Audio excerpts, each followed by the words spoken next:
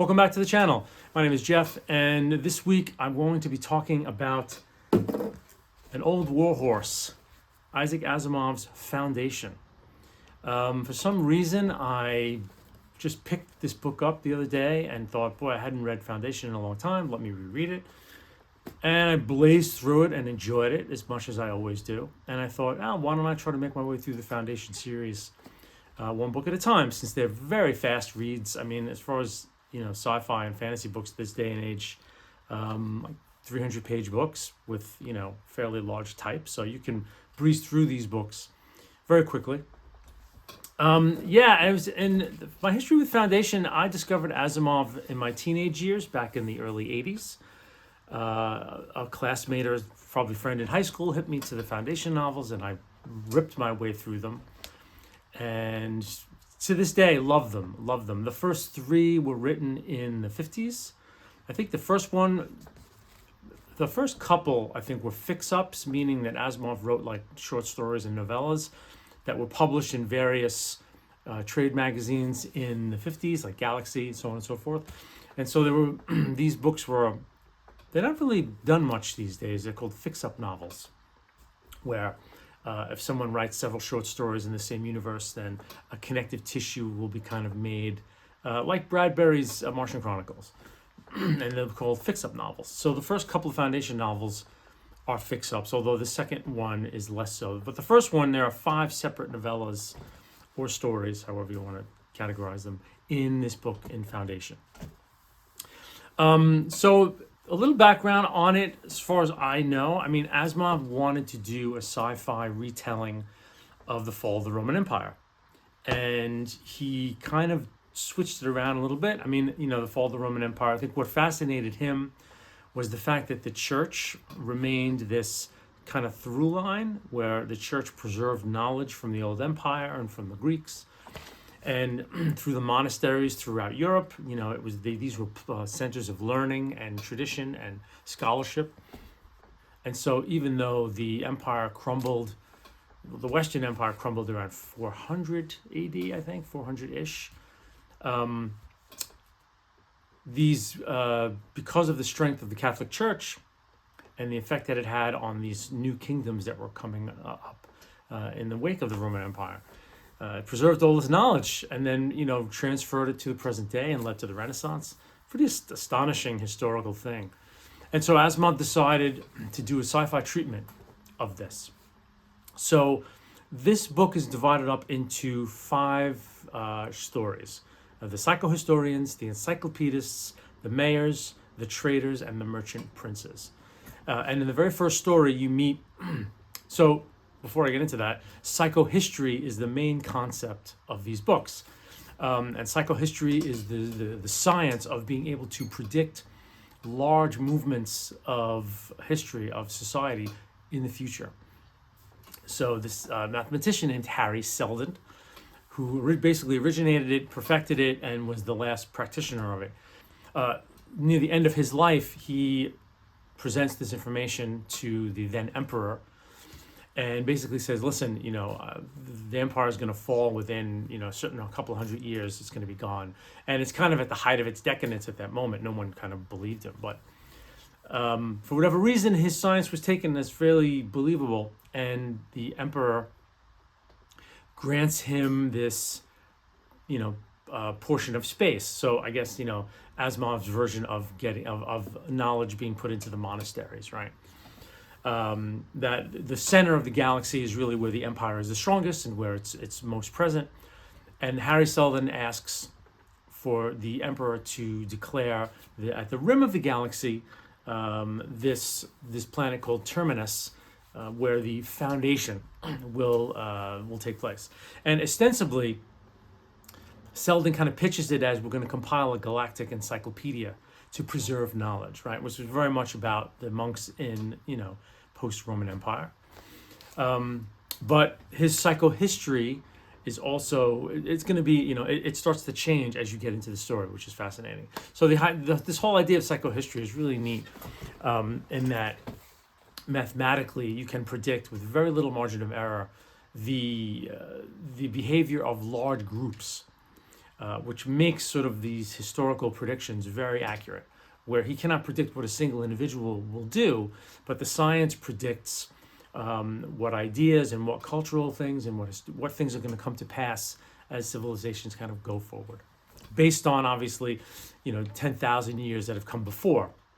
Because in this timeline, Earth existed in the way it does, but it's like 10,000 years, I think, in the past. So from all this human history has led Selden to concoct this mathematical theory, which is a mathematical practice, in that all of the kind of historical trends are known.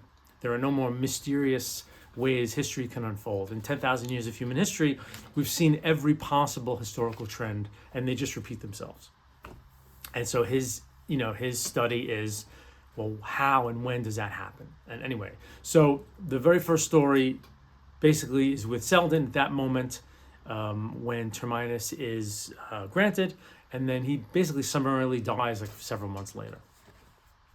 Second story comes up, called The Encyclopedists. And in this story, so now if you haven't read Foundation, I'm going to start to spoil the novel. So I would highly recommend, if you're a science fiction fan, it's a bit of an older book, published in the 50s. The main trilogy was published in the 50s. And then 2 additional novels, Foundation's Edge and Foundation and Earth, I think were published in the 80s to kind of finish out the series. And from what I remember, I'm curious to reread them, but they were fairly strong. So I'm going to be spoiling some larger plot points going forward, just so you know. So in the second story, The Encyclopedists, you're introduced to Salvor Hardin, who's the first mayor of Terminus. Like, the mayors are going to be kind of a big deal. And Terminus, again, is where the Foundation has been flourishing. So it's been maybe 50 years, maybe more, since Selden's death. And Hardin is one of these mayors. So the whole planet is dedicated to the production of this encyclopedia.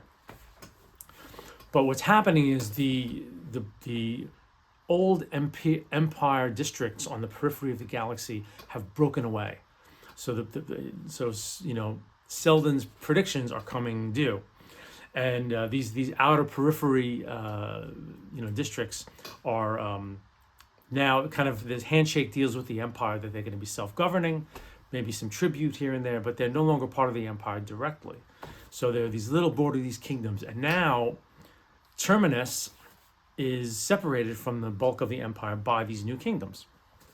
And of course, being newly emancipated, I think there are 5 kingdoms now that have emerged from the old sector, of the old galactic sector, and they're threatening Terminus. And so the first kind of crisis, these are psycho-historical crises that are broken up into the chapters, wherein these larger historical forces are happening, and there comes this crisis point where decisions need to be made by the Foundationists as to how to proceed. So this is the first one. And so it's interesting in that your Salvor Hardin, who's the mayor, is the first one who realizes that, us making this encyclopedia is ridiculous. We have to get involved in local politics, of our region, because we're on our own with no support from the empire. And the encyclopedists are all scholars. They're all like, no, it's the encyclopedia, and the empire will protect us. And so Hardin kind of wakes up and he's like, no, we have to. So because he's the only politically savvy person around in these halls of power, he quickly takes control of Terminus, and he makes this deal with these kingdoms. And the story ends before you know what deal he made, which is really interesting. So the story ends, and the last line of the story is sort of like, people are asking him, well, what was the solution? Well, the only obvious one. So then you start the next story, which is called The Mayors. And it's, again, Salvor Hardin is the main character in this story as well.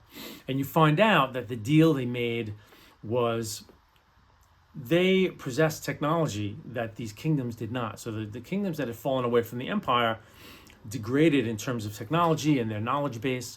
And they didn't have atomics, which the Foundation had.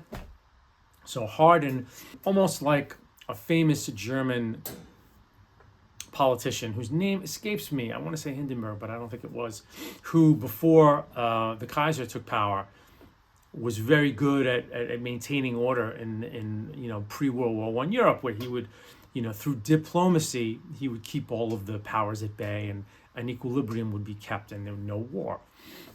He's swept aside when the Kaiser comes in. Germany militarizes and plunges the whole area in World War One. So this is kind of what Hardin does. Hardin promises each of these groups an equal share in their technology, but they each have to make sure that none of the other groups attack and take over. So he incentivizes, kind of plays perfect politics with them, which is wonderful.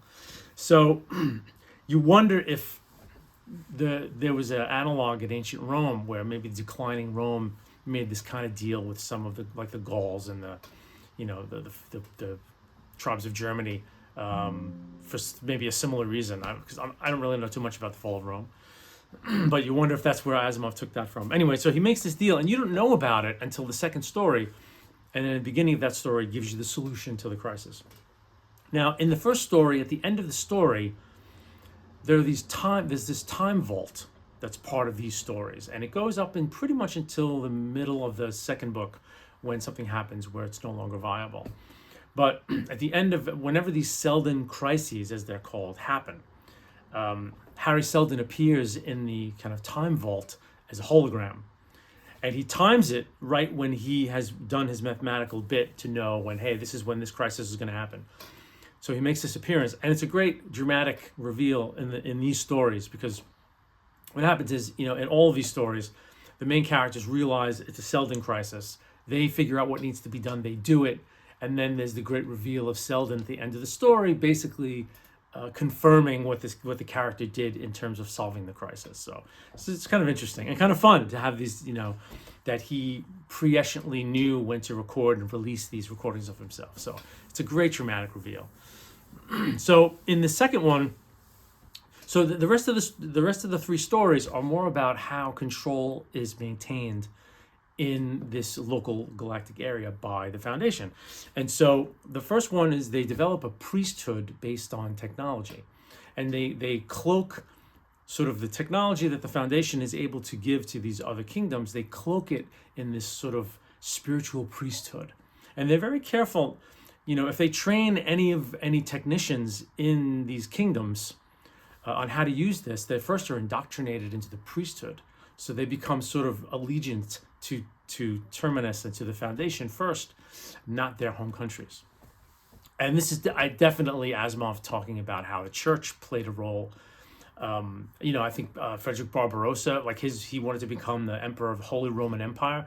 All these barbarian kings wanted to kind of placate the church and be kind of recognized by the church as the spiritual successor of the Caesars and of the protectors of the church. So Asimov's playing with this idea, just doing the same thing, where he's using religion to control, in this case, technology, which is just brilliant. It's brilliant how he does it. And at some point, one of the kingdoms wants to take control of this technology, but but Hardin, since he controls the priesthood, kind of shuts down the technology for this one kingdom via the priesthood, basically kind of excommunicating them. Which excommunication was a tool that the church used back then.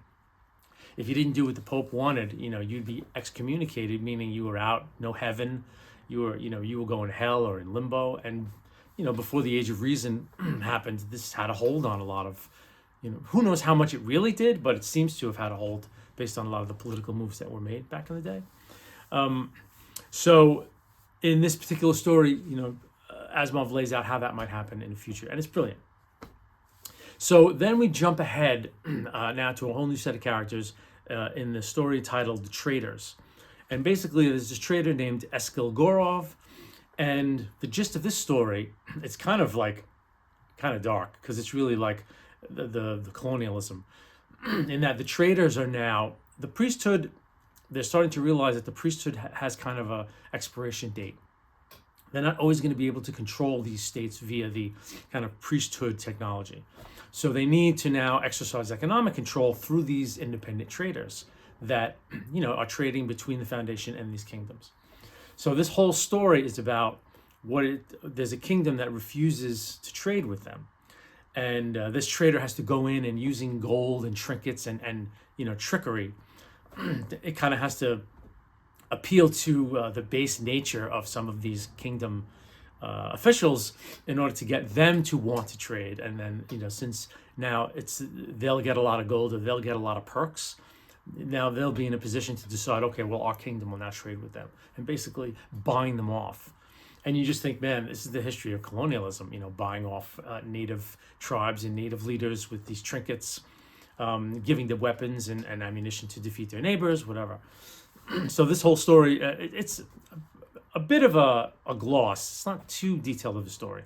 And I'll talk about at the end of this kind of my critique of his characters and his prose and his storytelling.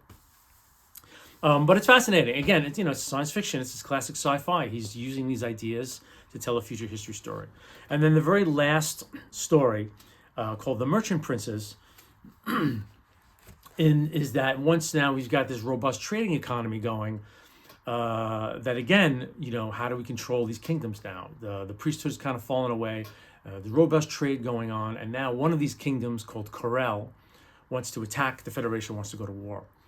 And as soon as that happens, they do a trade embargo of the planet, and it completely collapses. They're getting their entire economy depends on trade with the Foundation. The embargo goes in place, the planet collapses, war is averted. So again, now this is control via trade, right? You had control via the priesthood for a while. Then you had a chapter where, a story where they were establishing how they established trade. And now you see how the actual trade is used to control. And the main character in this one is Hober Mallow. He's the main trader. And again, at the end of each of these stories, you have this Selden moment where Harry Selden appears and basically, underlines the correct decision that was made. And that ends the first book of this initial trilogy. So my thoughts overall. So one thing that's fascinating about this is that, one thing that sci-fi really has done increasingly 70s, 80s, 90s, it gets more and more detail oriented, and it's getting more and more, modern sci-fi, contemporary science fiction really attempts to do a lot of world building. It's something that's borrowed from fantasy. Like sci-fi does a lot of world building. But in Asimov sci-fi, there's very little world building done. The world building is very theoretical. And the discussion of ships and weapons and transportation, it's all very, it could be anything. They use the word atomics. I don't know if they use hyperspace or any of the more technical words. And so everything that's done is described, in a sense. What makes these still relevant today is that because he doesn't hyper-describe, I think if he would have hyper-described a future according to the 1950s, as some, lesser sci-fi novels in the 50s have done, where you're getting very, hardcore description of things as they saw them, that dates, because now, we're in the 21st century and so much of that view is gone. But because Asimov is so vague, that's the thing, he's very vague about the specifics. There are ships, there are battles, there are specific technologies like atomics and that sort of thing, that it really travels, actually. The novels travel. So when you read them now in the 21st century, you can kind of fill them in with, our version of a sci-fi future now. Because Asimov is not so specific in what he does. So I find that fascinating. And I think it's, in one way, it doesn't make the novels powerful reads. Like they're not, as far as character and plot goes, they're very light. They're very light affairs. At least this first trilogy. I'll be curious. I think the latter two books in the series of the 5-book series, and I'm not talking about the prequels. I read the first one and it was just abysmal. Prelude to Foundation. Oh, it was horrible. So I probably won't read the second prequel, which is Forward to Foundation. But I know the two 80s novels that capped the main sequence are longer, much longer. So I'm curious to see how those play. But these are very short. And very ephemeral. They almost read like mystery novels at a time. There's the crisis mystery, how is this going to be solved?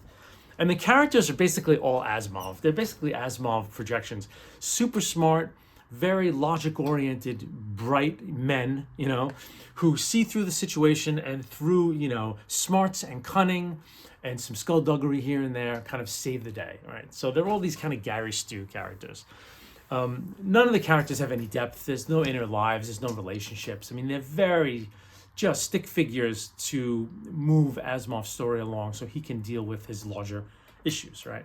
So in that way, if that's something that would bug you, and some people do, they read these old Foundation novels and they're like, these are garbage. What is this? They're kind of pulpy in that way, but the ideas are still sound enough. I think the overall idea is so penetratingly powerful that I don't mind it, actually. And it's kind of nice to kind of breeze through. It's so much dialogue. There's very little scene setting with specific places and when you're looking at things, like none of that, which makes it kind of ripe for adaptation. I tried an episode of the Apple series and I just kind of saw what it was doing and I was totally turned off by it. So I didn't watch it. Haven't watched it. I may try again because I've heard that there are some good things about it, but it's doing a lot of it. The show is doing a lot of character development, which Asimov does not do at all. And modern TV character development for me is mostly horrible.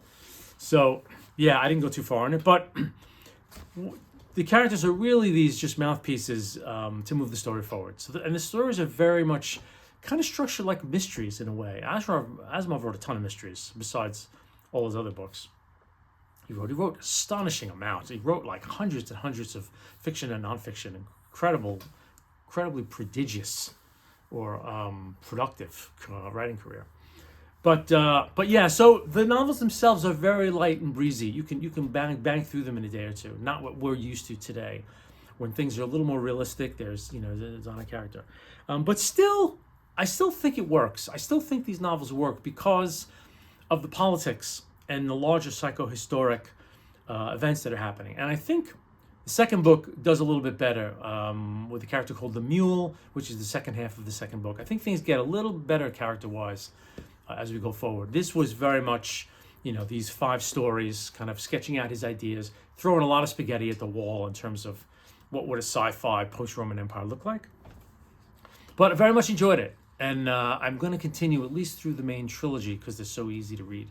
And I'll see how far I get with the latter 2 books. So anyway, I hope you enjoyed it. If you have comments, if you've read the series and you loved it or you hate it, or please, comment below. Would love to hear from you. Thanks.